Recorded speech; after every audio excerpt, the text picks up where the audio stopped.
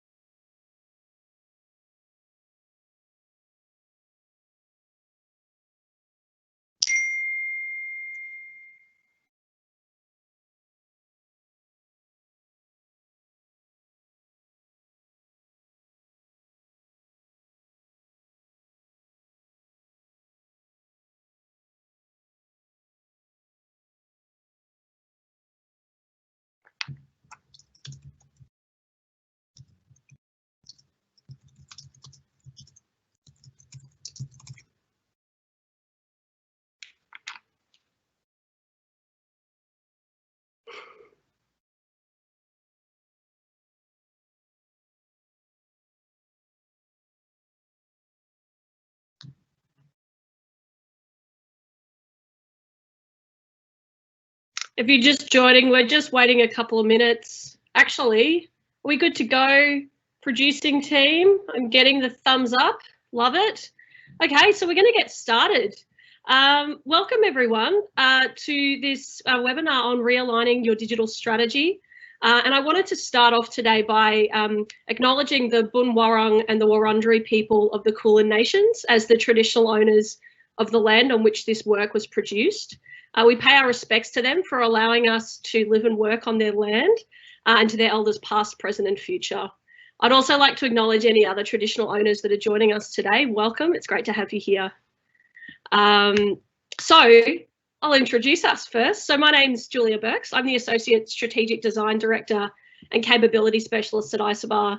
And I spend a heap of time helping our clients and their teams to work really effectively together. Julie, did you want to introduce yourself as well?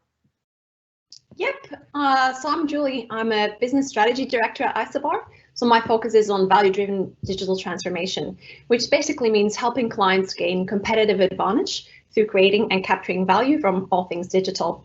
But it's also around balancing that value between organizations and their customers and being able to estimate and prove that value. So that's me. Cool. And before you all make the joke, we're going to make it for you. Yes, we are, Julie and Julia. It's a good film, actually. I haven't seen it in like maybe 10 years, but check it out. This is those two now going into digital strategy. So welcome to the sequel. So who are Isobar? Why are we here talking to you today?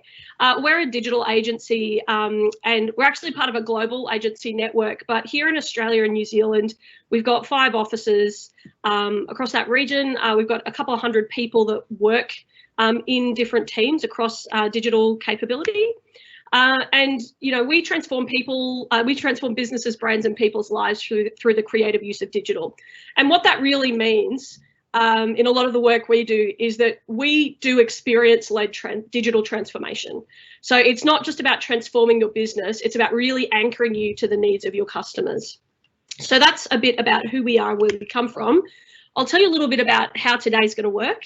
So the webinar itself is slated to run for about 75 minutes and we'll aim to have about 10 to 15 minutes for Q&A at the end. So you can ask questions using the panel to your right. So that would be that way, I think. And they'll be moderated. So we'll have someone publishing the questions. You can choose to ask questions anonymously if you want as well. Just tick that little box at the bottom. And probably helpful to know that the live stream is being recorded. We'll be sending an email around tomorrow to let everybody know where they can access that live stream through our training website. So that's about it. We're going to keep moving on. So let's get started, really. What we're seeing right now is a new world order. And you might have heard of this thing called VUCA. It originated from the US Army War College to describe the volatility, uncertainty, complexity, and ambiguity that existed in the world following the Cold War. So I'm just going to tell you a little bit, if you're not familiar with this term, what this means. So volatility is really about the rapid and unpredictable change that exists. Uncertainty refers to the availability or predictability of information in events being unknown. Complexity is about really the interdependency of the systems that exist and how complex and big and interconnected everything is. And ambiguity is about things being unclear even when we have a lot of information, like it's not clear what we're supposed to do next. And so these four states of being don't always coexist, but I don't think it's any stretch to say that these four words really aptly describe the situation that we all currently find ourselves in as leaders. And it's our job to help our organisations navigate through this chaos. So I actually just wanted to pause for a moment. And as leaders, I wanted you to take just a minute to acknowledge the chaos that you've all been navigating lately. I've, on many occasions in the last couple of weeks and months, found myself on an emotional roller coaster.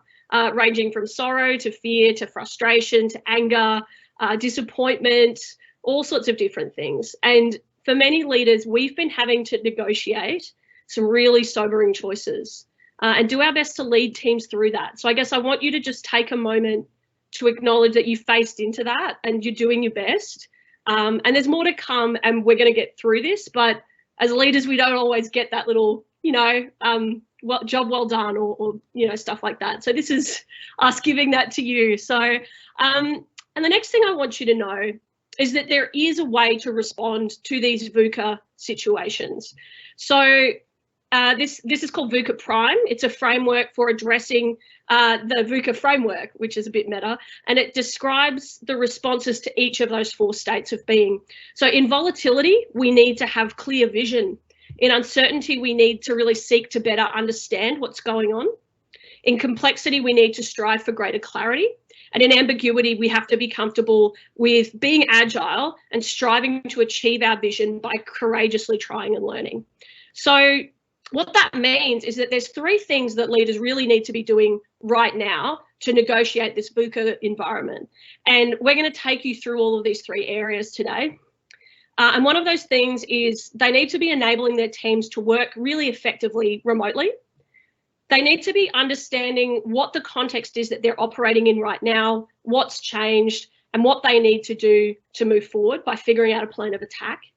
And lastly, as they carry through that plan, make that plan, they need to bring people together effectively. So that's what we're going to talk to you about today. And I guess we're hoping that these tools really help you to achieve the vision, understanding, clarity and agility that you need to help lead your organisation through these really challenging times. So we'll start off with enabling teams to work remotely. And I guess the first thing I do want to say is we're not going to go really deep into this today. We've actually done a full webinar on this. So what we're really pulling together is just the kind of the cream on the top of the milk of that webinar, and we're going to really contextualize it to a leadership context. So if you want to see all the details and the depth of how to do this, we'll share the link for the other webinar with you later. So a question you might be having: how does enabling your teams to do their best work remotely enable your digital strategy? So the first thing is that you need to understand how to set your teams up for success in the short and the long term to really sort of smooth the way. As a leader, you're also going to have to understand how to really effectively bring people together to create understanding and set your vision. So we're going to give you a bit of a toolkit or some practices and mindsets that are going to help you do that. Because to help bring your plan of attack into action, you're going to need high-performing teams. This quote has been floating around a lot. I'm not sure who it's attributed to, so if anyone has a reference, let me know. But I think probably a bunch of us have all heard this. We're not working from home right now. We're in our homes in a crisis trying to work. And so there was a really great report released in April from Monash School of Public Health that surveyed around 1,200 Australians and how they were coping during the pandemic. And preliminary results showed that a majority of participants were showing mild levels of anxiety and depression, and that 30% of people were showing moderate to high levels of anxiety and depression. So the senior research fellow who led this piece of research, Carolyn Gervich, said, in normal times, the majority of people fall into a normal range, and we're definitely seeing an elevated level of mental health issues right now. The researchers also predict that other health issues like PTSD might show up as things continue to unfold. And we're really only just getting a picture of what the new normal is going to be like. Even though our restrictions are currently being relaxed, it's really likely that there's going to be, it's going to continue that there will be flexible working and continued working from home for quite a while to come. So, you know, that's the sort of situation that our teams are finding themselves in. And remote working isn't for everybody. Some of you may have been working remote long before this happened, but for a lot of organisations and for many people, this is a completely new way of working. And some people don't necessarily know the best ways to collaborate remotely. So that's what we're going to take you through in a leadership context today. The flip side of that for leaders is that managing teams remotely is not for everyone. It requires a huge amount of trust because you can't just incidentally pop by someone's desk to peek over their shoulder and see how they're doing or check if they need help.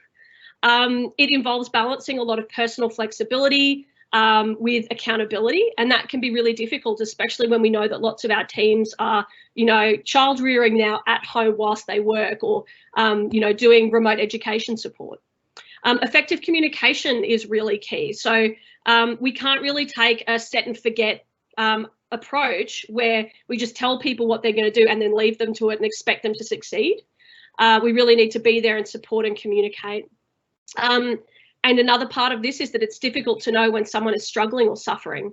So burnout is a thing that we're seeing a lot more of, you know, and it's really important for us as leaders to lead by example. So I think it means that we as leaders need to be modeling vulnerability. We need to be modeling the kind of attitudes and behaviours that we want our teams to see.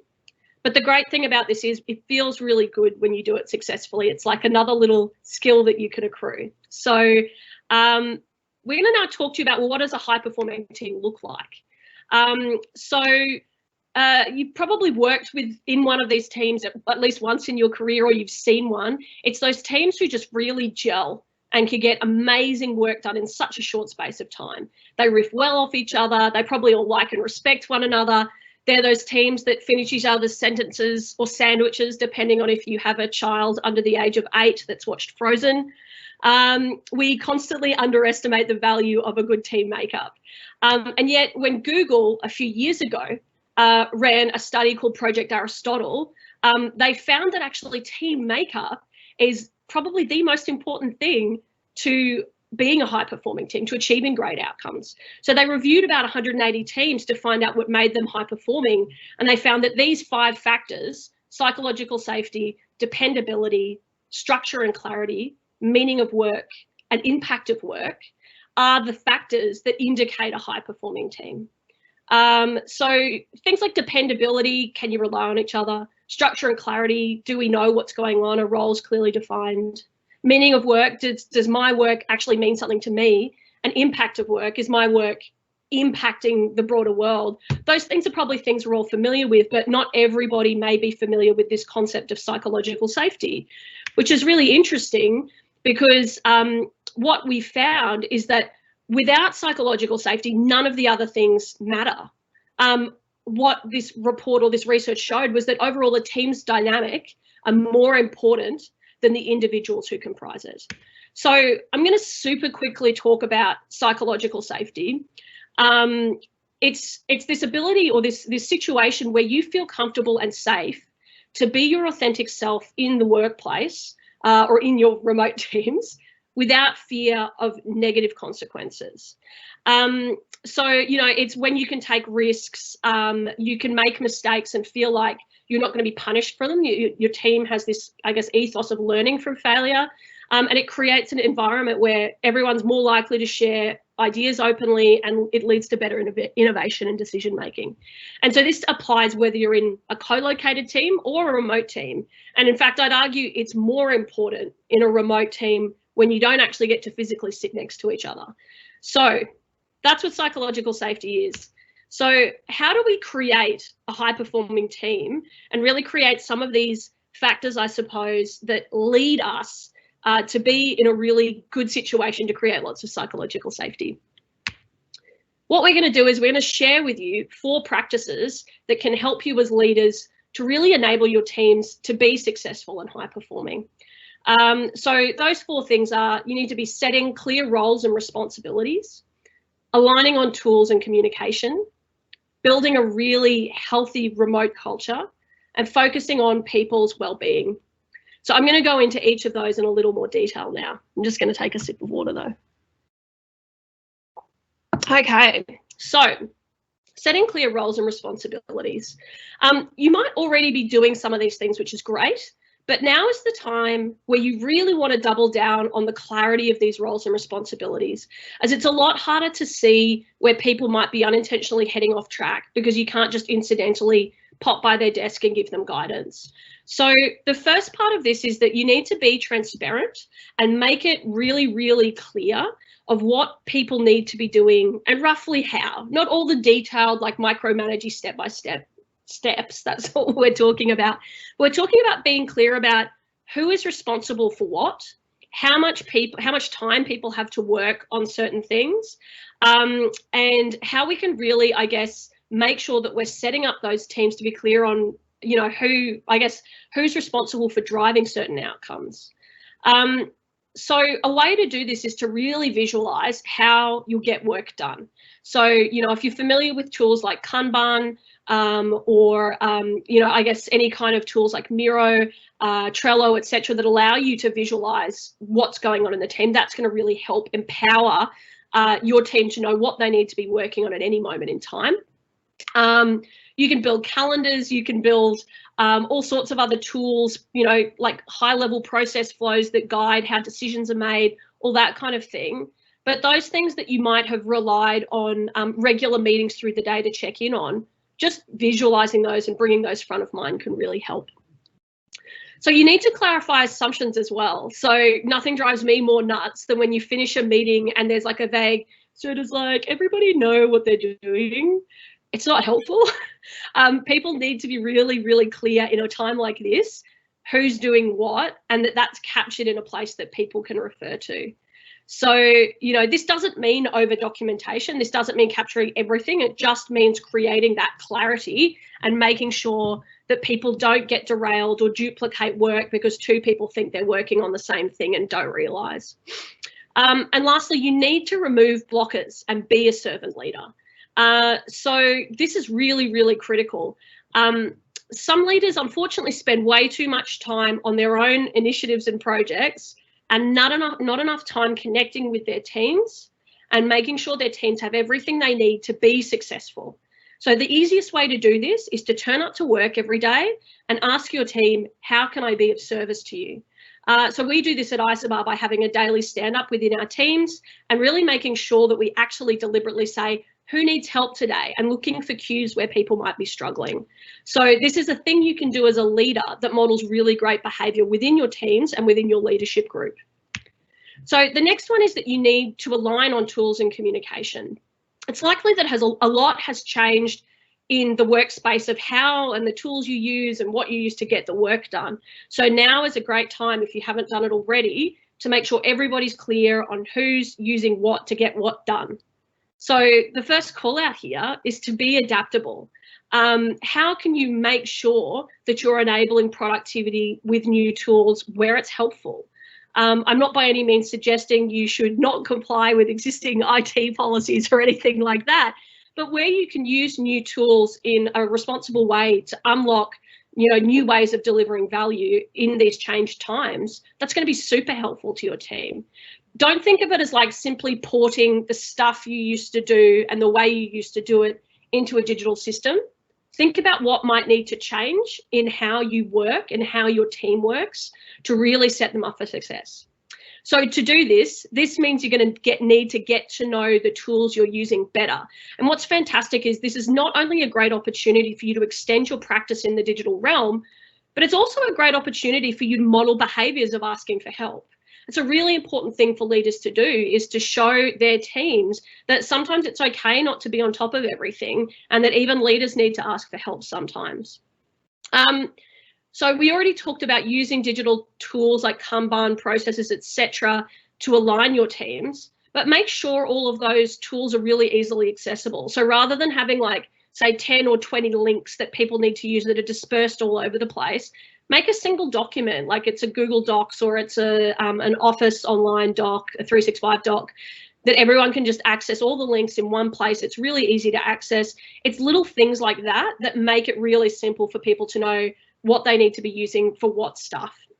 And lastly, create alignment on what good looks like. Again, when you don't have those incidental check-ins, quality might slip. So by agreeing on what good looks like, and I mean this like set clear outcomes on what good looks like, you're going to empower your teams to really be able to deliver to that standard much more easily. So show examples of good work, or give people praise when they nail it, or be radically candid with them when they're struggling. So the next area I'm going to talk about is how do you create a healthy remote culture? And this one is really critical. We talked about this idea of people are at home in a crisis working. Being more human is a great way to really help people who are struggling with that daily connection, that human connection. So try to recreate those feelings, those situations where possible, and bring your in real life office culture alive in a remote context. So we've done this at Isobar through creating different communities. So there's a bunch of us that play online video games and board games. We had an Animal Crossing meetup, if you're into that. That's what that little photo was down the bottom of us in our Isobar library in the game. We do our team meetings every month, and we get different officers involved in facilitating them. Really also foster face-to-face communication whilst juggling the digital fatigue. I think at Isobar, a lot of us really felt like those first couple of weeks of remote working were really difficult because there were just so many video conferences. So encourage people to switch on the videos when you're in meetings, but give people enough time to actually get the work done, and understand that there might be reasons people can't switch their video on or don't want to. It's sort of a bit of a juggling act, but try to foster that face-to-face communication, because body language accounts for about 55% of effective communication, so it really helps things. And lastly, live your values and assume good intent. So this one's super important. It turns out my colleague who I work with almost daily, Sam, who's done a bunch of webinars with me, has a face when she's concentrating on video conference that we call resting Sam face. And she just looks really serious and grumpy. But rather than go like, oh, well, Sam's grumpy and that's really crap, I just go, oh, cool. Okay, I'm going to ask Sam about is she okay and check in on her and assume that her and I are still great and working well together. So don't jump to conclusions. Give people the benefit of the doubt and check in on them, I guess, if you're worried about the relationship you have or people not being comfortable with where things are at. So the last area I want to talk about is really important. It's about maintaining the well-being of your team. So knowing that things are really scary right now and that lots of people are coping differently, it is your job to lead people through that. So talk about the things that they might be struggling with and model those healthy behaviours as a leader. Talk about resilience. You know, some people might be dealing with things differently. They might be fine one week and a complete mess the next week. You can't rush people to move on and get over things. You know, many people are working through a traumatic situation right now, and we really need to support that. So you can help your teams by really encouraging and supporting physical wellness. So whether that's like walking stand-ups in the morning, one of our teams did team stretches. Our leaders have set up online workout sessions that everyone can access once a week. And the next part of this is to really watch carefully for your team's mental health. So we've done this by really looking at online mindfulness sessions, but we've also really made sure everyone's aware of and is engaging with our employee assistance program where relevant, so that they're getting the support they need if they need it. Encourage self-care and work-life balance. It's not just about the work right now. People need to be looking after themselves. And as a leader, bring the good vibes. You know, encourage teams to bring more of themselves in this remote environment. We ran a competition in our first week at Isobar that was who could make their workspace, their remote Isobar office the most engaging. And there was a week's worth of Uber Eats as a prize for the person who got voted on by the judges as having the most Isobar-y office. It was really fun. So think about the little ways that you can bring the vibes day to day. So I've talked about 4 practices that can help your team to be high performing. I'm now going to hand over to Julie, and Julie's going to talk to you about how do you better understand the context that you're dealing with right now, the challenges that you need to tackle, and figure out a plan for how to tackle them. Over to you, Julie. Thanks, Julia. So in this section, we want to figure out what to do next and how to realign our digital strategy in challenging times. So this webinar was titled Quickly Realigning Your Digital Strategy. So that kind of assumes that we already have a base. There is maybe an existing digital strategy or a strategy that has a digital component to it. So what we want to do is not start from scratch, but assess the impact of this new world we find ourselves in and reprioritize what needs to be done in the short to medium term to create customer and business value. And in this presentation, we aim to give you some tools to do this. So we see this as a 3-step approach. First one is past. We want to understand the complete context we need to make up or adjust our plans and realign or confirm our organization's vision, goals, and objective, which is what we want to achieve. In step 2, present, we want to understand new problems and opportunities. And for this, I'll guide you through a mapping exercise to identify the highest value problem areas to solve for. And future, this is where we will prioritize opportunity areas and plan the initiatives to capture those opportunities, but in a way that it fits in with any existing roadmaps, so we can get to one overarching program of work. Now, these 3 steps are probably no surprise. As leaders, I'm sure you're all very familiar with strategy work, which very often follows a similar approach to this, which is a variation of, set your objectives, current state, future state, roadmap, that sort of stuff. But what we do want to stress here are 2 things. First of all, the approach that we're taking here is a human-centered one. And this means we want to very much involve the human perspective in all steps of our problem-solving process. And that means focusing on all the humans in the equation, whether they are customers, employees, or anyone else touching our business in any way. Why? Because we want to identify all these stakeholders so we can involve them in the redesign of products and services right from the start. This will ensure our solutions are indeed human-centric, providing the most optimal customer and user experiences and ultimately most business value. Not only do we want to take a human-centered approach, it also needs to end up being a connected roadmap. And that means connecting all pieces of the puzzle together, not just solving for one isolated problem.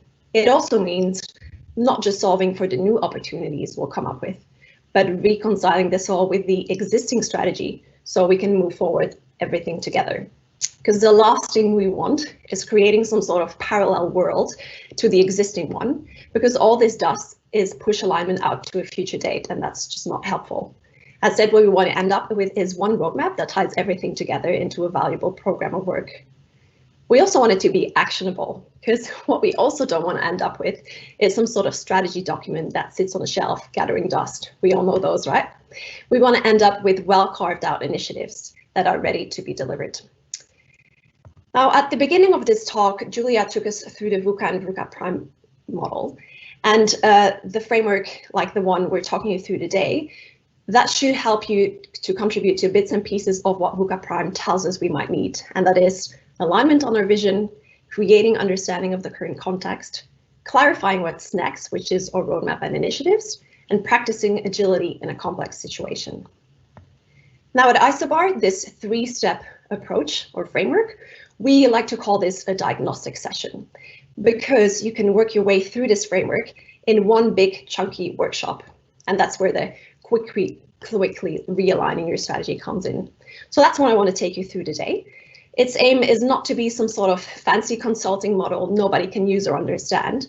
As mentioned, it is in fact a relatively simple approach that hopefully you'll be able to pick up and test for yourself. Now, when running a diagnostic session like this, what should we be mindful of? Firstly, we're going to focus on problem and opportunity areas in this specific current situation. It's not about blue sky thinking or thinking about our business in isolation of the context. We want to be able to cast the net wide and look at our business holistically. We don't want to zoom in on one specific area, and we definitely don't want to focus in on solving a specific problem. So it's about figuring out what to do next and how to pivot. It's not a do-over over a longer-term strategy in a single workshop. Now, when running a session like this, who should be in the room? The short answer is all the leaders that will be required to approve, buy in, and execute this pivot or change. So that can be your C-level stakeholders, your heads of strategy, heads of digital, those type of roles, or it could just be the leads of the relevant business units or teams, depending on how your business is structured. Remember that as leaders, we have to be our own high-performing team. So that also means creating psychological safety, as Julia mentioned. People need to know that this is not going to be a session about criticizing certain parts or teams within the business. Instead, it's about how can we bundle our forces together to create value in the short term. And for that, we want all the different leaders to look at our business holistically and look at the problem areas together. So today, we're going to take you through some selected tools, frameworks, and techniques that should get you started. So I hope you're ready to get practical, as I'll also take you through some examples. Now, as you can see, the first thing I did is I added a phase 0 to our framework, which is all about collecting inputs. Because firstly, I want to take you through an activity we often do in preparation for a diagnostic session like this, which is a digital maturity assessment. And then we'll go through the full approach. So in step 1 past, I'll talk about 2 activities to get clarity in the context and help us realign on the vision. In present, we'll talk about the Isobar way, which is a framework to structure our thinking. And then we're going to use that framework to do our big mapping exercise, which really is the core of the diagnostic session. And from there, go into opportunity mapping. And then step 3, future, that's going to be all about, what needs to change and how can we make this a reality. So there we'll go into initiatives mapping, so we know what to do next, and talk about how to put together a roadmap. Based on our experience, these activities work really well for the purpose we've just outlined. There are, of course, many other tools and frameworks that you might use or that might do the trick. I think it's up to each and every one of us as leaders to select the exercises that we think are going to work best for our selected group of stakeholders and for the complexity of your business. So let's get started. As mentioned, a good exercise to do before the actual diagnostic session is what we call digital maturity assessment. So it's an assessment to understand our current digital maturity, but also test our future ambitions. Usually this is done as a survey answered by the leadership team, or it could be an assessment we do in person. Now, what's the value of this? Knowing where you are today versus where you want to get to can really help you get the plan right. So this can help you, for example, to prioritize investment decisions in digital capabilities based on your ambitions. A good example is that if we know we have very low capabilities in a certain area, but our ambition requires us to be able to use those capabilities in quite a mature way, well, that's really all the ammunition you need to prioritize initiatives in that space so we can start to close the gap. It's also a standardized assessment, which means you can benchmark your organization against competitors in the same space, which can also provide some key insights. Lots of leaders, especially those running digital-first businesses, would have a fairly good understanding where they're at with their digital maturity, so you might not need to do this exercise. But if you haven't looked inwards to your digital maturity in, say, the last year, this might be worth doing, because this type of assessment can then act as a guide to be referred to throughout the rest of the diagnostic session. Also, to measure is to know, we all know that. So it sets a baseline, which means that you can redo this assessment in, say, 3 or 6 months, and you can track how you've been improving. It's worth noting that there are other assessments out there that you could do depending on the type of business you run and what you want to focus on in the diagnostic. So instead of or to complement the digital maturity assessment we just spoke about, you could do an ecosystems audit. So that one is focusing on the digital ecosystems, which means the channels, tools, technology systems, as well as the business processes that support them. And that type of assessment can be helpful when you really want to zoom in on the digital landscape and the maturity of your digital ecosystem. The third one, a capability assessment, that one looks at the capabilities and skill levels of the employees. And it looks at different practices such as agile, human-centered design, those type of things, but also technical excellence as well as culture. So you can do this for a specific team, everyone in the business, whatever makes most sense. And it can help you better understand the knowledge gaps that might be out there, figure out the need if there's, figure out if there's a need for, say, a better shared way of working, whether or not change fatigue is going on, or if there's a cultural issue. So before we get going on the diagnostic session, take the time to first see where you're at in terms of digital maturity and test the waters of where you think you should be. Now let's look at all the diagnostic activities in details. So we'll do this in 3 sections, past, present, and future. So step 1, past, this is where we'll look to understand the context of how we got here and set our vision for this strategic pivot. So the first activity I want to take you through is what we call line of sight. Sounds a bit fancy, but how it works is we use a set of cards with images of everything and anything, from astronauts to veggies to babies, whatever, all sorts of stuff. And what we ask participants is to select an image that represents their individual feelings toward the current state of play. And we have them talk about it and explain why they chose that card. And then we repeat this, but now we ask everyone to select the one that best visualizes how they see the future state, or what they'd like that to look, or what they would like that to look like. Basically, it's a temperature check of where everyone is at. It helps to align mindsets. It shows how different stakeholders are placed around the same problem space, but it also makes people feel psychologically safe because they can freely share what they're thinking and feeling. In workshops like this, the warm-up activity is often the first thing to get cut from the agenda, but it's actually quite important. If we want to take a human-centered approach to something like realigning a strategy, that also means that we need to listen to all voices in the room and acknowledge where everyone is at, because this is going to be a change journey, so we need everyone's buy-in. So we want everyone to acknowledge how we feel today and express where we want to be as a business, which might be quite aspirational. And this will then be an input for a next activity, where we will confirm or redefine our organization's vision. So we already know where we are in terms of digital capabilities, and we just created alignment in terms of mindsets. What's next? We're going to use those two inputs to realign on our organization's vision, ambition, goals, and objectives, however you like to frame these. They simply express what is it that we're aiming for. If everyone is pretty aligned, this might be a quick check where we just make sure that it still makes sense in this new context we find ourselves in. But often it can require a bit more digging into all the parts that make up our organization. And for that, we use a framework called Organization Overview. So these are questions and prompts to better understand the current state of play, which is, what do we really do as a business? What's our value proposition in market? How do we make money? Where's the value? And how do we operate to capture that value? What are some key challenges we know of off the top of our heads? Bringing senior leaders together in a room. Most of us would already know this way before even coming to the session. So map it out so everyone is on the same page. We can also look at past and ongoing projects, what's working, what's not, which ones were successful and why, or can we see a trend? Do all successful initiatives have something in common? Again, the whole point of this is to get to alignment on where we've come from, so it can inform what we want to aim for. And with that vision set, it's time to move to step 2 of our framework, which is about mapping out the present. And as you know by now, this part is all about uncovering pain points and opportunities.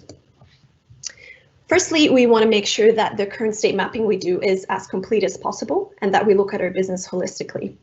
We also want to avoid bias. We don't want to end up with pain points and opportunity areas that are skewed to one area of the business only. So what we use for this is this framework, which is called the Isobar way. So it's a visual shaped as a camera lens because its goal is to remind us that there are 4 lenses we need to consider: business, customer, technology, and brand. And this can be a really helpful reminder, especially for digital businesses, where we tend to focus on the customer experience and the technology to enable that. But we also want to make sure that we consider elements of, for example, the brand experience or how we're seen in markets, as well as the business side of things, which is where viability comes in. The lens also represents that we can both look in and out.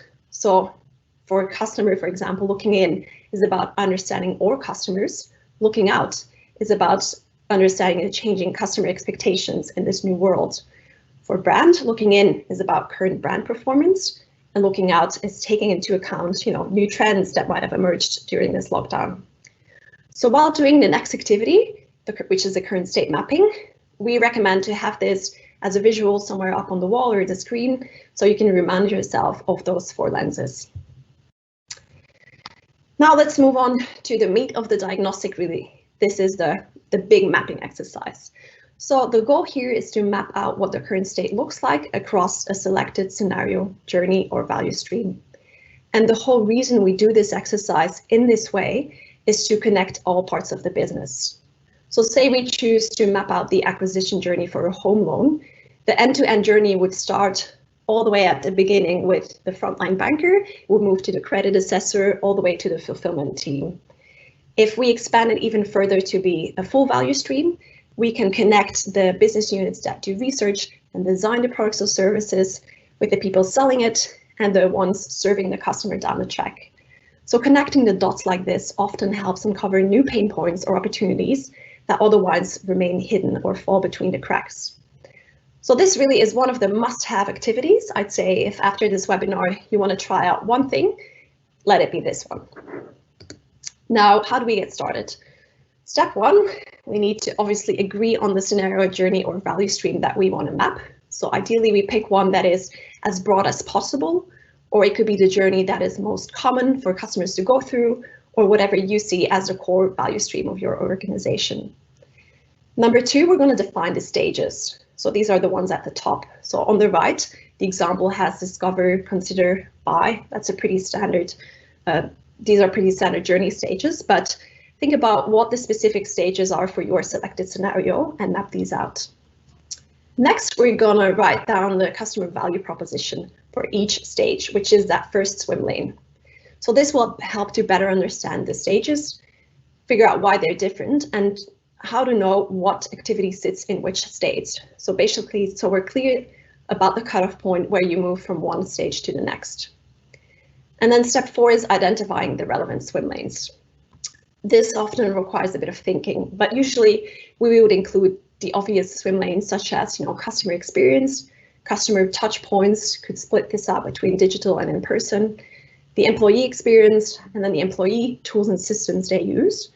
And having swim lanes for the customer and experience, for the customer and employee experience will help make sure we take that human-centered approach to this exercise, because these swim lanes will make us consider what they go through at each stage. We can further split this out into front of house versus back of house. So in our banking example, the banker in the branch is front of house versus the credit assessor, which is back of house. We could have a swim lane for employee ways of working or for capabilities. Just think about what swim lanes are most important to map out for your organization. If you, for example, run a business that has to deal with lots of legacy systems, separate data sets, that sort of stuff, maybe data and technology is a separate swim lane, whatever works for you. And then all that's left to do is fill in the map, which is obviously the bulk of the work. Usually we do this through a guided discussion format. Now, what does this look like when complete? Probably a variation of what you see on my screen here. And just for clarity, what we did was we assigned different colored post-its to each swim lane, which made it much easier for participants to follow along. The key takeaway here is progress over perfection. We are not aiming to have this mapping 100% perfect or complete, but it needs to have enough detail to be able to to identify and group pain points and opportunities in the next step. I think the most common mistake with journey mapping is that we tend to skip steps, or we forget about the complexity that can sit within each step. So for example, let's say that we have a step called customer signs up. That's great. But what we really want to know is, how does this happen? Is this an email? Is this over the phone? What's the channel? What is the experience like? Is this easy? Is this complicated? Does this need approval? If so, who approves this? What system then captures those customer details? And so on. So there's a lot of follow-up questions that you can go through with each step. So for every step, we want to make sure that we go through all the swim lanes and capture as much insights as possible. Now, what if we can't do this face-to-face? We just do the same online. So what we did here is we created a template on Miro, which is an online collaboration tool. And that makes it easy to basically replicate this exercise in an online setting. So the example on the screen is one that we did last week.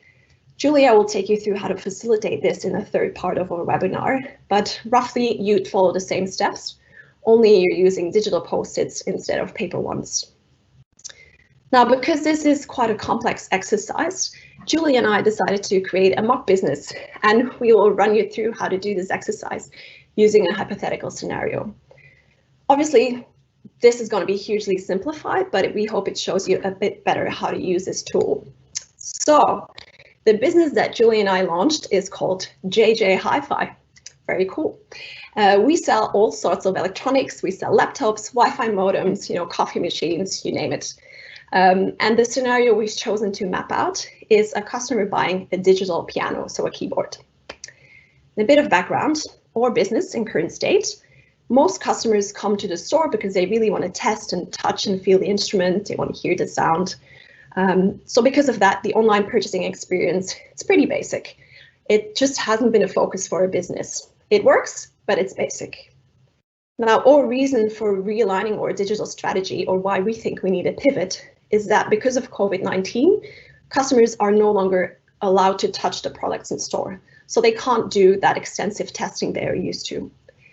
In addition, now that customers have been exposed to the convenience of online shopping, maybe they will never go back to in-store shopping. We don't really know. Or maybe they don't even want to leave their house in the first place. To be honest, we have no idea what the future of shopping is going to look like for our business.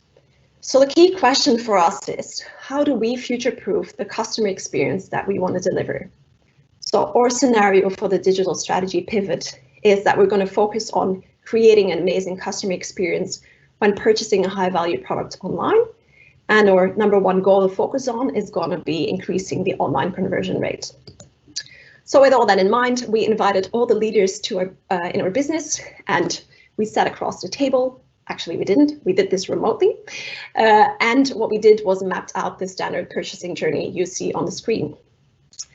So we did the mapping of the scenario customer buying a piano, and that is what it looks like. Now, as an example, let's zoom in on those first two stages. So this is where we map the customer value proposition, the experience, and then the touch points they use.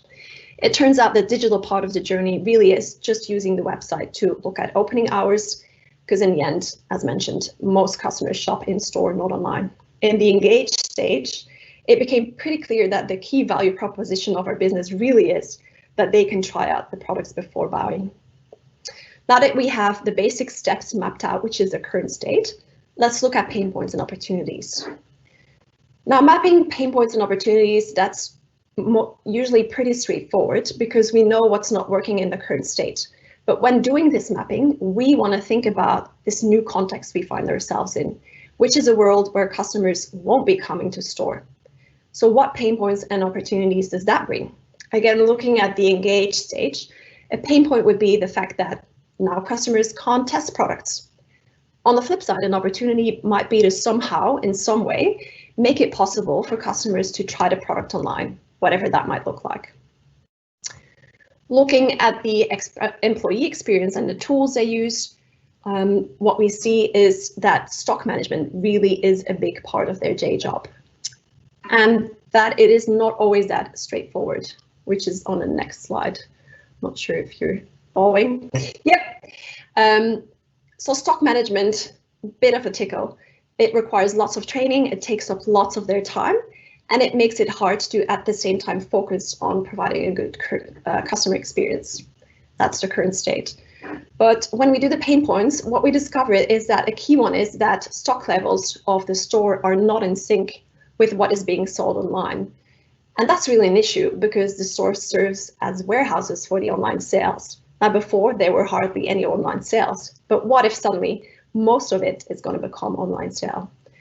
So an opportunity could be to think about how to not only consolidate the stock levels between in-store and online, but use location data to guide the stock levels in the different areas, so stores can better supply the demand for the online sales. So that would be an example of how you do that mapping. So now that we've done that, we want to get to opportunity areas. And hopefully we'll uncover that some pain points, challenges, or opportunities are in fact covering multiple stages of the journey or sit across multiple swim lanes. Because that's, again, the whole point of this mapping exercise, to make these clusters visible on a map. So we want to consolidate the thinking around all the mapped pain points and opportunities. We want to cluster them into relevant groups, and we want to get alignment on those deemed highest value. So the whole idea is to get to themes that express an opportunity.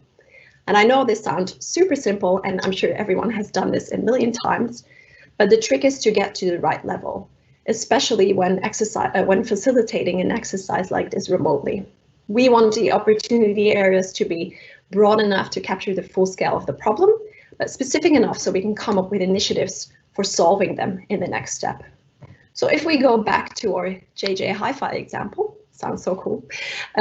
Let's say that our opportunity area is called stock level data.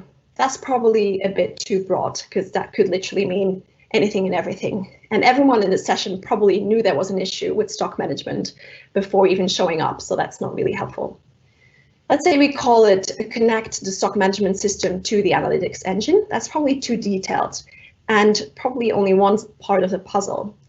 It's also written as a problem that assumes a solution, and simply connecting these systems might not exactly what we really need. So a better way to frame this opportunity area could be using data and insights to inform stock management.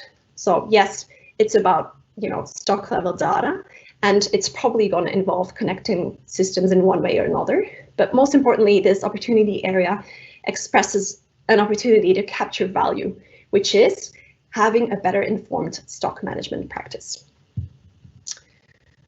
So this slide is back to that example of the mapping exercise we did last week. To get to opportunity areas during that workshop, what we did is we copied over all the pain points and opportunities, which were the red and orange post-its, from that big mapping exercise, and then started clustering them into opportunity areas. Again, this was done through that Miro board, so fully facilitated remotely. It was a really big, fun game of moving post-its around and grouping them, which you can see on the right side of the screen, until everyone was happy with the opportunity areas we identified. So what could this look like for a JJ Hi-Fi example? Based on our scenario mapping, let's say that we found 3 opportunity areas. One around improving the online store experience, one around improving in-store findability, because it turns out that they don't always find what they're after. And then the one I just ran you through earlier, which is using data and insights to inform stock management. Now we want to figure out which one has most value. So we want to prioritize these, given the new context and or new vision. Easy ways to do prioritization like this is a dotmocracy, where everyone gets a dot and they vote, which is something you can also do online. You can, hand out fake money and ask people to invest, whatever works best. 2 things to keep in mind. Number 1, does the opportunity area align with our vision, goals, and objectives we agreed on at the beginning? And 2, what is the value we think this opportunity area can bring when solved for? So for JJ Hi-Fi, we know that we have to ramp up our efforts in the online space. So that middle one on improving in-store findability, we would probably deprioritize that for now. We know sales are down during the lockdown, and because of that, our new strategic goal was to lift the online conversions. So our highest priority opportunity would be the left one, which is improving the online store experience. Now, as said, this is initial prioritization. We can reassess this later, but you might come up with 20 plus opportunity areas, and they all might sound good and promising, but we simply can't do 20 things at the same time. So we need to prioritize. We want to know what are the top 3 to 5 opportunity areas we want to focus on, and those will be the ones we take to the next step, which is part 3 of our framework. The other 15, we'll put them on the backlog, and we can pick these up later. So step 3 of the framework was building out the roadmap. and I said that roadmap needs to be actionable.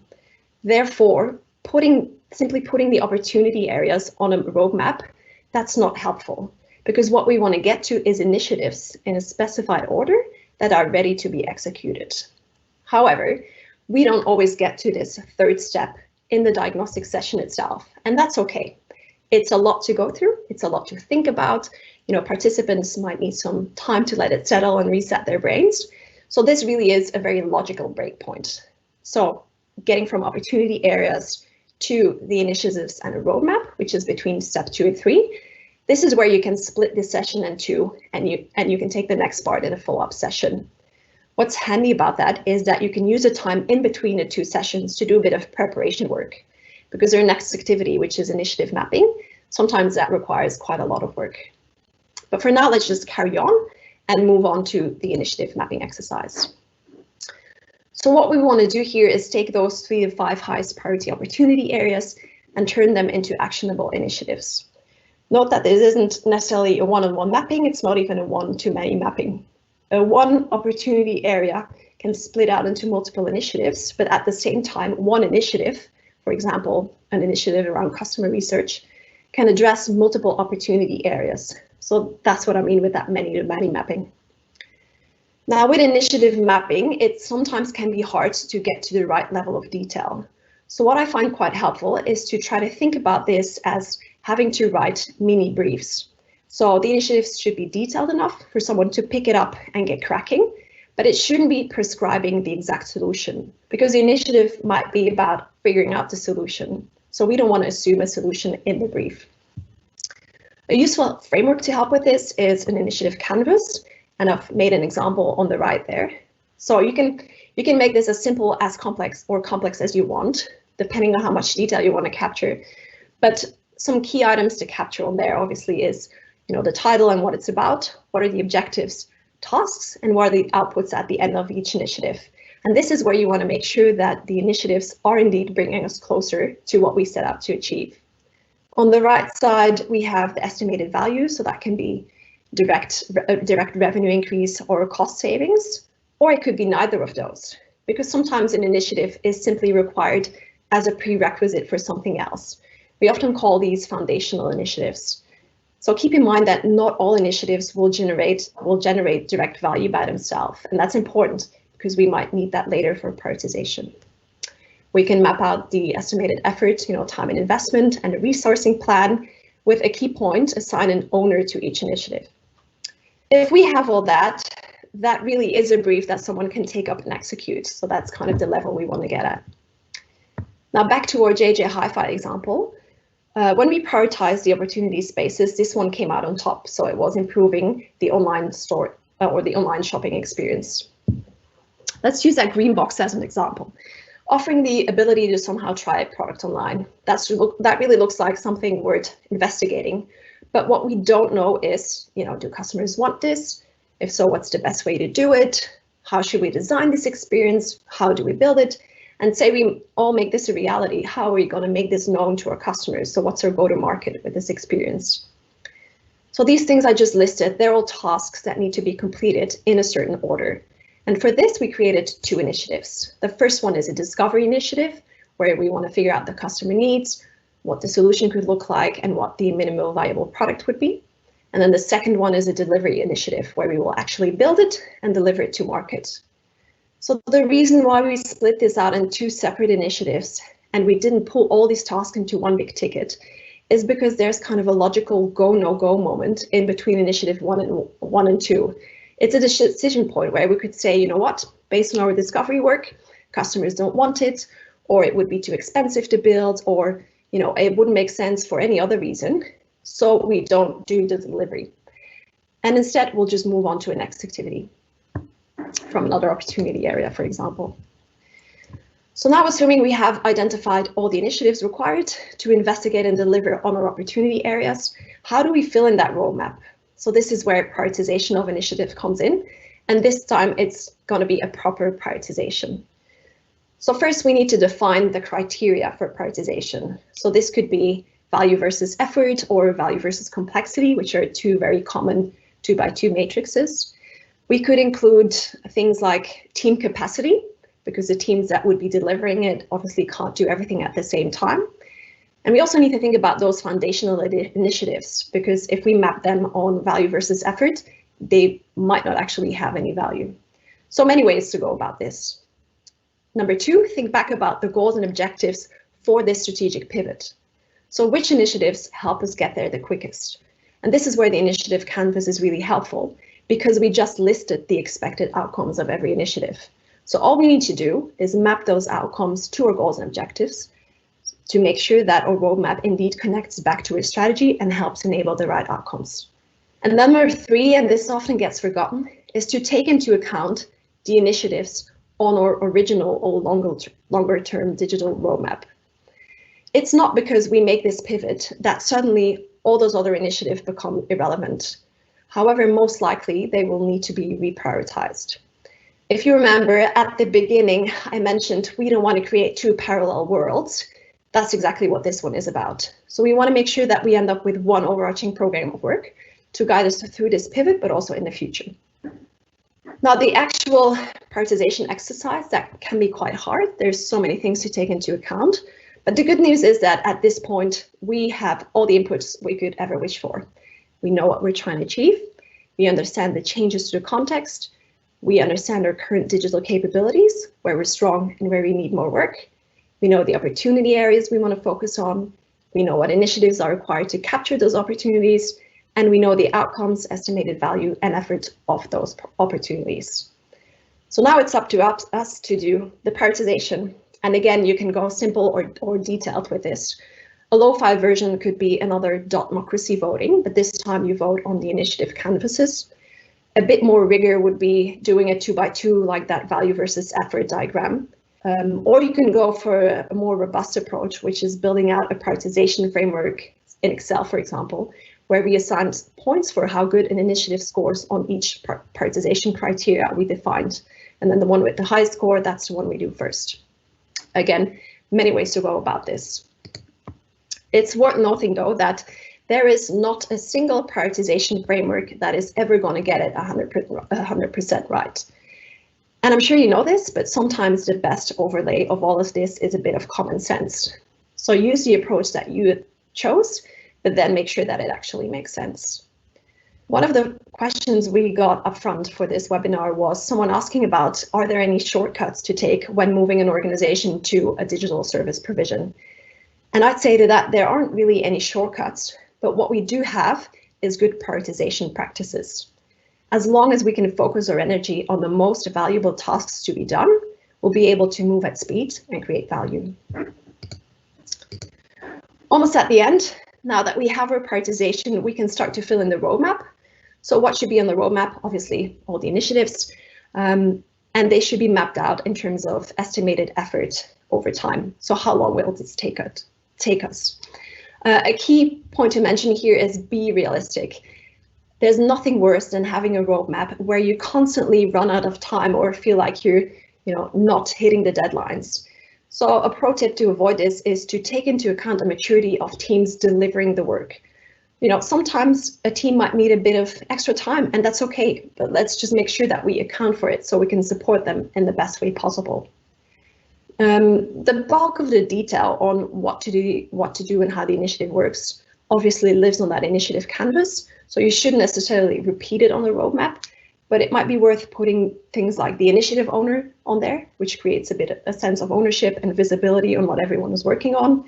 And again, for visibility, check-in points or key milestones might also be good to add on there. So in summary, we've done all this work in order to end up with a roadmap that shows where we will focus our efforts to deliver on our strategic pivot. This roadmap should help create alignment. It's validated with all the stakeholders because everyone was in our diagnostic session, so we have their buy-in. It's achievable because we designed it based on our understanding of our capabilities, based on what we know we can deliver in what time frame.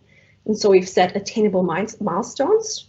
And it's action-oriented because it is underpinned by our initiative canvases, which are the briefs for what needs to be done, how, and why. Again, progress over perfection. We can reprioritize and update this roadmap on the go if and when required, but we need to start somewhere, and that is what this roadmap should show us. And then one last thing I wanted to talk about is investment horizons. This concept is very often used when defining a roadmap because it helps to break things down into sizable and feasible chunks of work. So in our scenario, we need to overcome a difficult moment in time where we need to pivot from what we were doing before. So the 3 horizons you can use to structure your roadmap are react, adapt, and thrive. So react is about being effective at managing change, getting through that most challenging part and coming out alive on the other side.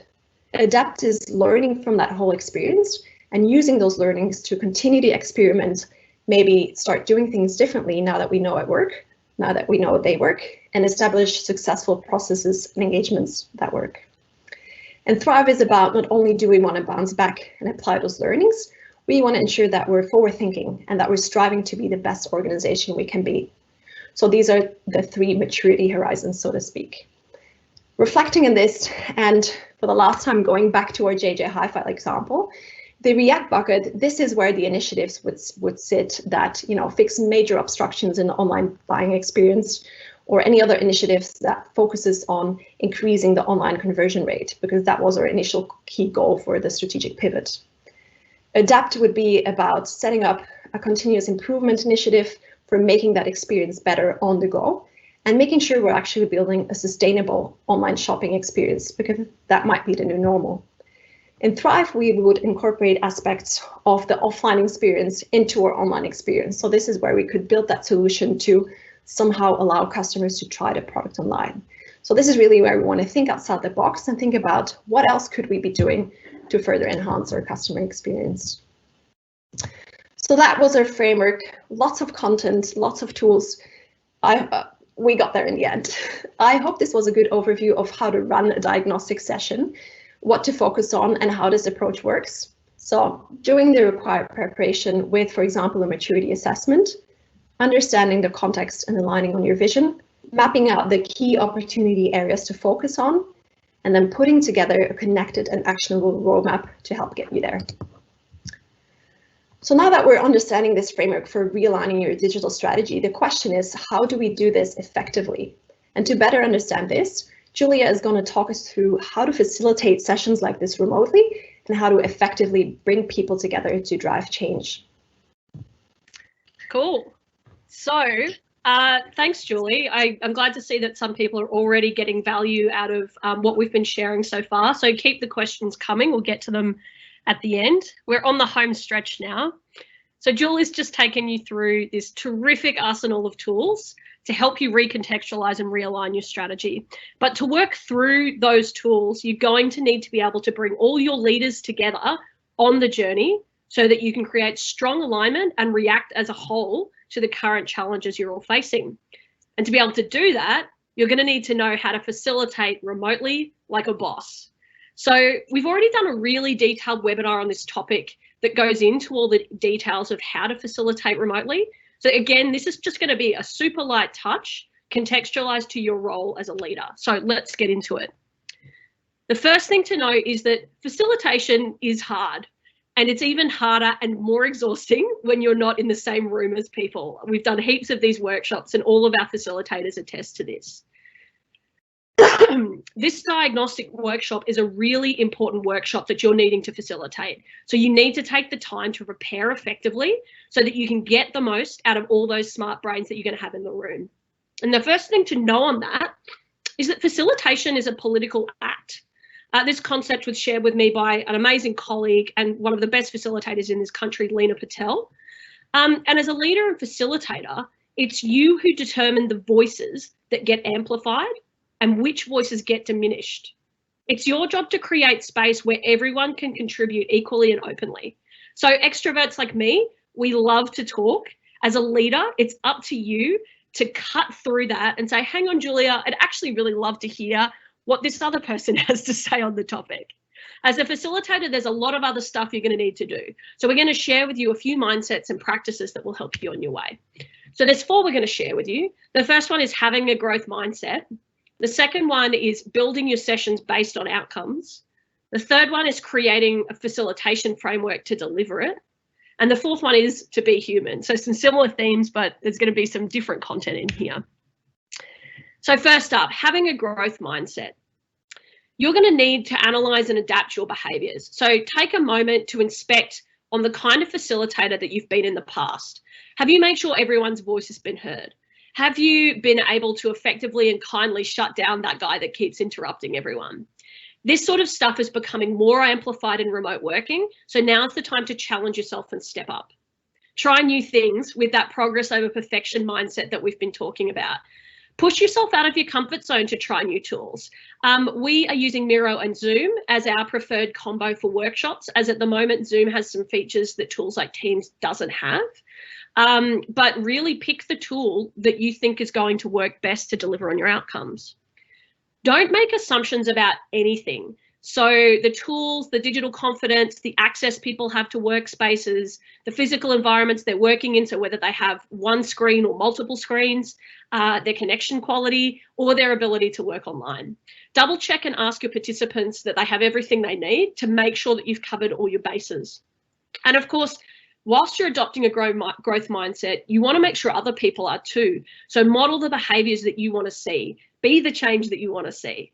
There's that old saying of the behavior that you walk past is the behavior you accept. And so that's the same in a digital space.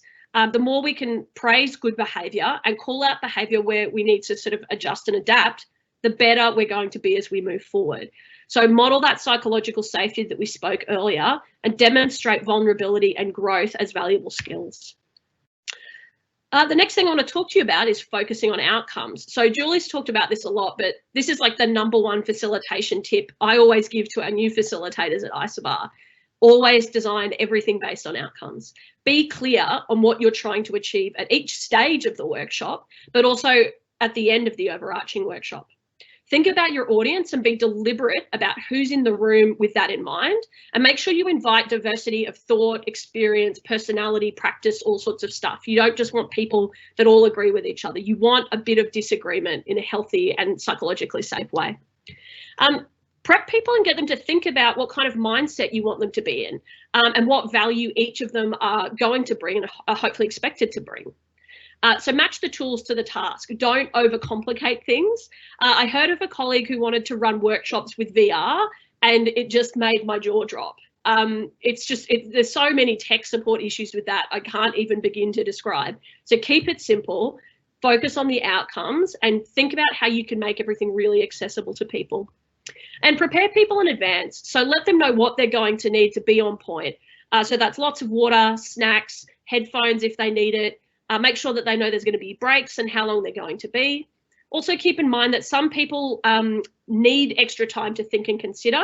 So you might want to send out some small tasks in advance, even if it's just a prompt to think about, and get people to check that their tools are working before the session to prevent lost time due to tech troubleshooting. So to deliver the workshop, you need to create your own facilitation framework. So consider the planning, the execution, and the wrap-up phase of the workshops that you're running. Design the end-to-end experience so that people can be prepared to participate effectively, have a simple agenda, and don't plan too much in one session. I can attest from experience that 5 to 10 minute blocks online are absolutely exhausting. Having big chunks of say 30 to 60 minute blocks to work together in small teams is really great. Make sure you've got a co-pilot. So having a facilitation squad helps when things go awry. Even on this webinar, we've actually got a bunch of people behind the screen that are helping to make sure everything's running well, we're resolving any tech issues, all that kind of stuff. And it's the same in a workshop. Maybe you need a couple of note takers to help you out. Stock your online toolkit. So like in a real life workshop, we need digital toolkits. Give everyone a space to work if it's needed. So that's what you can see on screen at the top.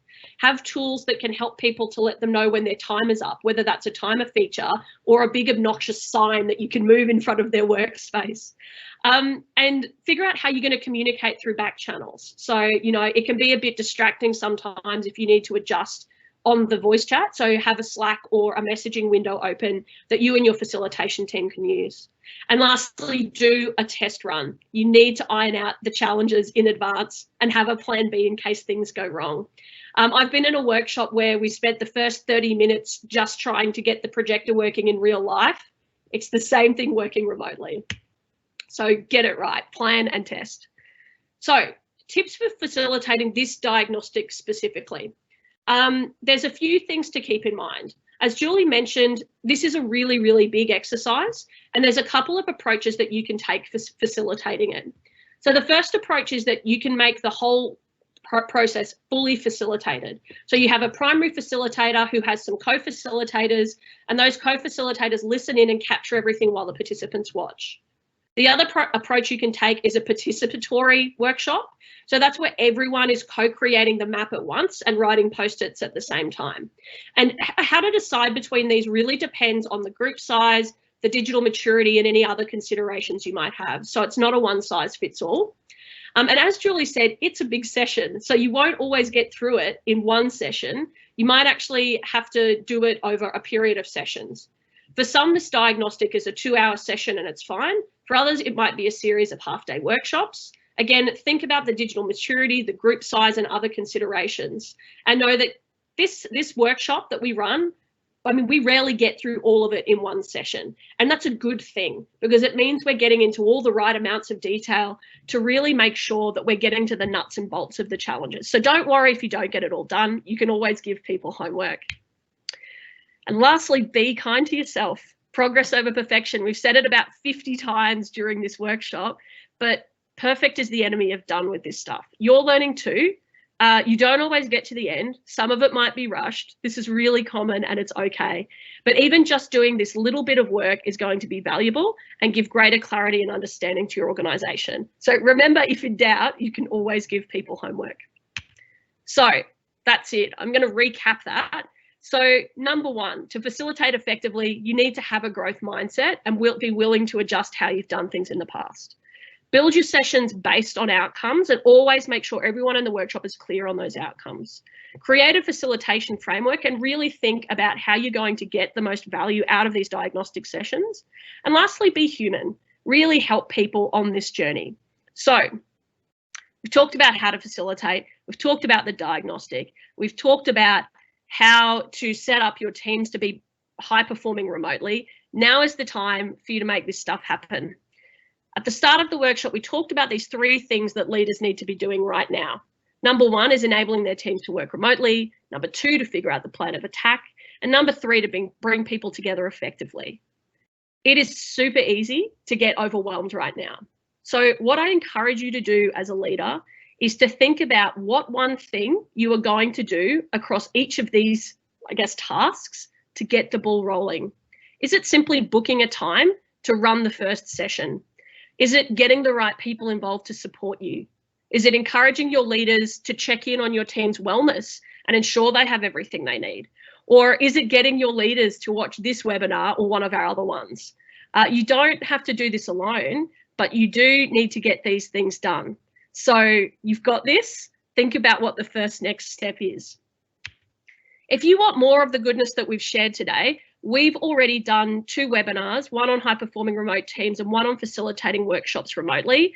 They're available online for free. You can go to isobar.training to access the recordings of those. But if you're really struggling, just know that you don't have to go it alone. If you want help running these sessions or with your business strategy or capability right now, reach out to us. We can run a complimentary diagnostic session for your organisation, and you can register for this session by using the form that we'll share tomorrow via the participant email for everyone who's signed up for this session. That'll be at our Isobar training website. Or you can use the Q&A feature in the stream to your right to share your details with us, and we won't share those details publicly with anyone on the stream, obviously. We'll also be sending the follow-up email, as we mentioned, so you can also download the webinar recording tomorrow, and we won't be sharing slides, but the recording will be available for free. So the last thing you can do if you want help is you can reach out to me and Julie directly. So if you want any more information or you just want to have a chat, you're not really sure where to start, reach out to us and we're happy to help. So, oh my gosh, Julie, we just delivered that 1 minute early. High performing team or what? I'm pretty excited. So what we're going to do now is we've got a couple of questions that have been coming in. So we're just going to start by going through those. And if you have questions, please pop them in, keep asking, and we'll do our best to get through as many as possible. Any questions we don't have time for will be published on the website tomorrow. So you can keep an eye on that email for the details. So I'll just start from the top.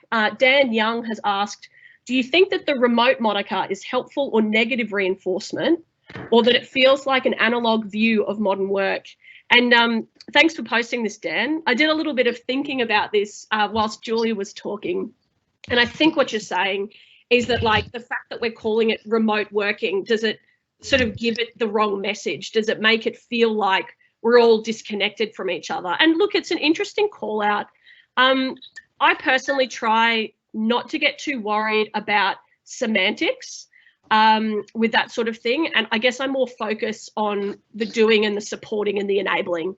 That to me is more important. So, but, you know, I think it's valid. And if you want to explore some other language that feels more inclusive and sends a better message, we'd love you to share it with us. That would be really great. Julie, was there anything else you wanted to speak to on that? No, I think you explained that pretty well. If it's all right, I might take up that last question that Beck posted, which is around running a remote workshop with a tool such as Miro. Mind you, there are other similar tools, we just happen to use Miro. But what if you run a workshop with colleagues that haven't used this before? How do you make sure that it's all seamless and not too difficult? Some of the examples I showed in the slide earlier were from that workshop we did last week, and that was actually with quite a senior team, and none of them had used Miro before. So 2 things to keep in mind. Firstly, if you're going to use Miro to run a workshop, you want to make a template that you will be using throughout the workshop. So if you have participants that have never used Miro, make sure that your template is dummy proof, so to speak. So lock everything that they shouldn't be touching and make sure that it's very clear with big arrows and pointers to where they should be at on the screen and what you're asking from them. What we also did was at the start of the session, we reserved 10 minutes to introduce everyone to Miro. So we explained the key features, you know, how do you move the board around? How do you create a post-it, that sort of stuff. Those were really the only 2 things we were asking them to do throughout the workshop anyway. So if they can move the board and they can create a post-it and write on it, that's all they need to be able to go ahead with this workshop. So what we did in those first 10 minutes is we created an exercise where we asked everyone to create a post-it, write their name on it, and then drag and drop it to different areas on the screen. So while everyone was doing that, we could see whose post-its were moving and whose weren't. So we could kind of troubleshoot any issues on the go. And 10 minutes sounds like a long time to spend on it, but it's quite important because this sets up the foundation for the rest of your workshop. So you want to be able to have a smooth workshop. This is something you might need to do if your participants have never used Miro before. Hope that answered your question. Cool. Julie, the one thing I'd probably add to that is with less mature, like less digitally mature teams, what we've been actually doing is allowing 30 minutes up front for intros and tech support and everything. So if it goes well, you get extra time for your workshop. It's a winner. But if anyone does have tech issues or is feeling a bit nervous or anxious, you have the time to do that. So, you know, it means you can really use that time to get clear on the outcomes, get everyone aligned and introduced, as you said, Julie, and then you've just got that extra buffer of support time. But I think everything else you said is perfectly like on point. So yeah, I think if you're dealing with that digital lack of maturity, then allow more time. And on that point, we've got an anonymous question that's any tips for dealing with senior management teams that are digitally challenged? So I suppose the first thing that I'd probably think about with this is that, you know, you might want to use that approach, that fully facilitated approach that I talked about in the third part of the webinar. So if you think they're not the kind of people that are going to write their own post-its, you just get a bit of a crew together that are listening in while, say, 1 or 2 people do the main session facilitation. And then you've got a couple of note takers who are responsible for capturing the insights. I ran one of these sessions with a client the other day, and you know, we went with that approach just so that, because it was a small client group, and so we didn't, I guess, want to put the pressure on one person from the client side to do all the work. And it worked really well. What I would say was that it was chaotic as heck during the session, and then we're going through a process now of cleaning it up afterwards. So I was conscious as we were talking through that some of the examples looked very neat and tidy. They often don't look like that in the session. So be okay with it being a bit rough and ready. It's all of that progress over perfection thing that we've talked about. So Julie, we've got another question coming through. Did you want to address this next one? Yeah. So the question was, how long do these sessions typically take, and how many participants would you recommend for this to be effective? So we've done these sessions in all sorts of variations, from a pretty straightforward 2-hour workshop to 2 times half a day. So it really depends on how much detail you want to get to and what's kind of the key problems you're trying to solve. So the one we did in 2 hours was for a client where we already had a good relationship with. We already had a decent understanding of what was going on. Their maturity assessment was done the week before, and so we kind of got all that context already. So we barely had to spend any time on the setup. So for that workshop, we went straight into that mapping exercise. So there we did the mapping exercise that took up most of that 2 hours. And then we went offline to do all the initiative canvases. So that's one way to do it. Again, the example that I showed on the screen, the really big map, the one that we did last week, we did it in 2 half days, which was 2 times 2.5 hours, fully facilitated remotely. So I'd say point 1 is, if you do this remotely, you might want to include a bit of extra time. If we would have done this in a room, it would have been 2 hours, but because it was online, we did it 2 hours and a half, because you need that time up front to, get everyone acquainted with the Miro tool, as well as facilitating online can take a bit of extra time because, people are on mute accidentally and there's a bit of delay when people speak and that sort of stuff. So that eats away your time throughout. But in that session, we did the full suite of tools that I took you through today. So that took us in total 5 hours. Number of participants, again, it depends very much on how complex your business is and if you're focusing on your full business or just a selected group of business units, how big your business is, etc. But usually we'd recommend anywhere up to, I'd say, 6 to 8 participants. Again, it's probably different when you're in a room versus when you're online. Online facilitation is always a little bit harder, so maybe not try to go too much overboard with too many stakeholders, because if everyone wants to have a say, that takes up a lot of time. When you're in a room, it's often easier to pick up on something that another colleague has said. But yeah, I'd say around 6 to 8 participants is probably a good number, because you want to have a good spread of leaders across the business. So doing it with just 1 or 2 people is probably also not a good idea, because you'd miss on insights that might sit in other people's team. Anything else you want to add there, Julia? No, look, I think you've covered most of that. There was a part 2, which for some reason isn't displaying in the published comments, but the question was, what level and mix of discipline would you recommend? And I suppose, like, one of the things, sorry about my frog in my throat, one of the things that's really great about this diagnostic tool, or these sessions that we're talking about, is that they can really be used at lots of different levels of business. So as Julie mentioned earlier, it can be a thing that you do with the C-suite, or if you don't have access or you're having trouble getting buy-in or whatever, you can do it within the digital part of your business, or even within a particular business unit. You're still going to find it super valuable no matter what level you're running it at. It's just that obviously there's going to be a different sort of breadth of focus. So I suppose that's the key thing, is that whoever you have in the room will, I suppose, impact the kind of level of outcomes and buy-in and all that kind of thing. But I think don't feel deterred if you can only run it within your business unit. I think that's fantastic. You're going to learn, you're going to align, you're going to uncover some opportunities and pain points to address. Would you add anything else to that, Julie? No, I'd say that's pretty much spot on. Again, it very much depends if we're talking about a 10,000 workforce type organization. That's obviously very, very different from a small to medium-sized business. Think about what you want to achieve and what the group of people is that you want to achieve it with, and those are the ones you would be inviting to a session like this. That's pretty much the straight answer to that. Amazing. Well, with that, we are bang on 11:30. Nailed it. Super happy. So just want to say a really big thanks. Thanks to all of you for sending in some questions and really engaging.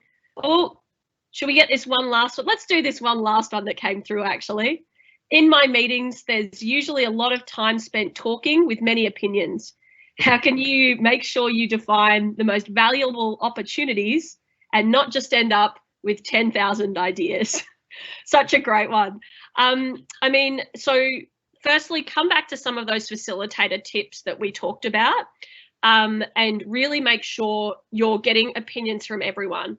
But then the next key there is to kind of do what we call in facilitation sense making. So if you're getting lots of different opinions, as you're going through that mapping exercise, taking the time to go, okay, I'm just going to play back what I think we're seeing here, and then go, you know, so with our JB Hi-Fi example, it'd be like, people normally do some research online and then they look up some store details, then they go in store and then they try to find someone and they can't. And the pain points we're seeing here are A, B, and C. Does everybody agree on that? So using an approach like that is a really, really great way to really realign everybody and to get people to say, actually, that's not quite what happens, or, you know, actually there's this important thing we've missed or whatever. And it brings the most important stuff to the surface. Is there anything you'd add to that to finish it off, Julie? No, I think that sounds about right. Like, the key is really into facilitation. And again, if you run this session online, it's going to be a little bit harder.